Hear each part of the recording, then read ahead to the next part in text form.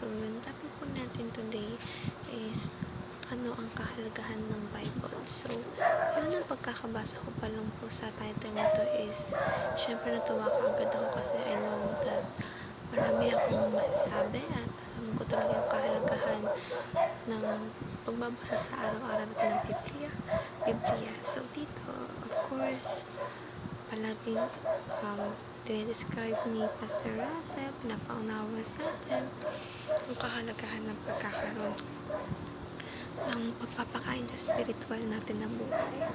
Kasi, kaya nga sabi natin nakahapon, yung topic natin is paano natin papabusog yung spiritual life natin. Of course, there's a way na kung saan mas nag-glorify natin si Lord, mas nakikilala tayo ng Panginoon, mas nakaka-communicate natin si Lord kung patuloy tayo nagdarasal sa Kanya, patuloy tayong nagbabasa ng Biblia, or patuloy tayo nagbabasa ng mga salita niya. Kasi yung Biblia ko is full of authorities, rules, mga advices, pagmamahal ng Panginoon, lahat-lahat na thank you Father God. And today parang kinakausap ako ng Panginoon. So Lord, we are thankful for your glory at sa lahat-lahat ng mga bagay na pinibigay mo sa amin. At of course, hindi tayo papabayaan ng Panginoon, basta manalig lang tayo palagi sa Kanya at hindi natin i-set aside yung Lord natin. Lagi natin babasahin yung manual niya kasi kaya nga tinawag na manual dahil ito yung bagay na nagsisilbing manual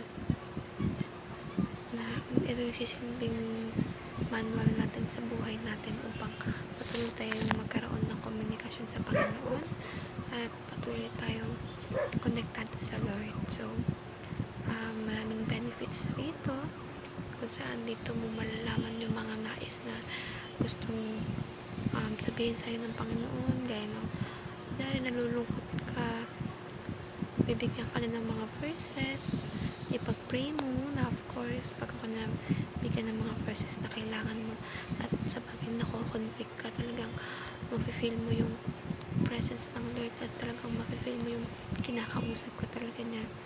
So you just have to continue and be consistent in reading the Bible because it is the way of our God for us to be able to communicate with Him at hindi niya tayo papabayaan sa lahat ng mga mangyayari sa buhay natin. So, ang Panginoon ay hindi madamot. Proven and tested ko yan. At hindi niya ipagkakait sa atin yung mga bagay na gusto natin kung ang bagay na to ay makaka-glorify sa Kanya at hindi makakapagpalayo sa Kanya.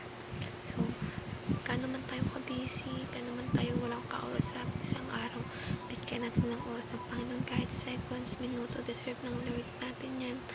Pasalamat tayo sa lahat ng mga pinaprovide sa buhay natin at sa safety ng pamilya natin sa araw-araw. So, huwag tayong makakalimot at palagi tayong mag-pray at magpasalamat sa Panginoon sa araw-araw na pagbibigay niya sa atin ng biyaya at hindi pagpapapaya sa atin at ganoon na din sa ating pamilya. That's all po. Thank you.